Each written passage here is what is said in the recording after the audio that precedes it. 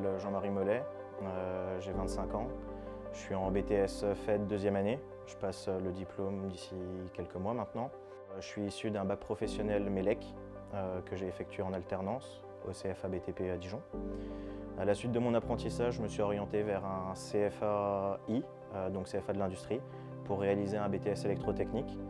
Et je me suis rendu compte que ce n'était pas l'attente que je recherchais dans l'aspect électricité, qualité de la formation, et du coup je suis revenu sur le CFA BTP. Ce qui me plaît dans le métier, c'est que déjà depuis que je suis petit, j'ai toujours apprécié démonter un objet pour voir comment c'était composé, voir les fils, comment ça fonctionnait, etc. J'avais toujours un peu déjà cette fibre un peu curieux de chercher à comprendre.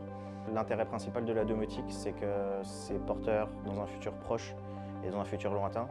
L'énergie, c'est quelque chose que l'on doit optimiser, et principalement l'énergie électrique. Et c'est pour ça que pouvoir piloter son chauffage depuis l'extérieur ou avoir quelques notions de maison autonome qui sait s'auto-réguler et s'auto-gérer, c'est quelque chose qui va être primordial dans les années à venir. Je pense que les mentalités commencent à évoluer, dans le sens où il y a encore une dizaine d'années, ce n'étaient pas les sujets de réchauffement climatique, de gestion d'énergie.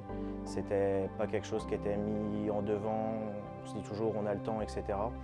Mais maintenant, les mentalités évoluent davantage, on se rend compte davantage des principaux phénomènes climatiques qui s'aggravent, qui poussent les gens à modifier leurs habitudes de consommation. Et je pense qu'effectivement, les jeunes ont plus tendance maintenant à avoir une attention portée à cette gestion-là. Le meilleur conseil que je pourrais donner à un jeune qui s'intéresserait à un BTS domotique, ça serait avant tout d'avoir le goût des nouvelles technologies.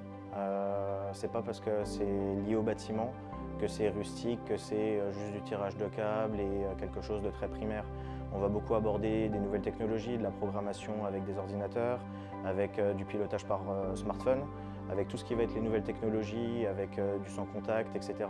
Et c'est énormément de points forts qui permettent de vivre pleinement et d'être toujours aux dernières actualités de la technologie et des évolutions.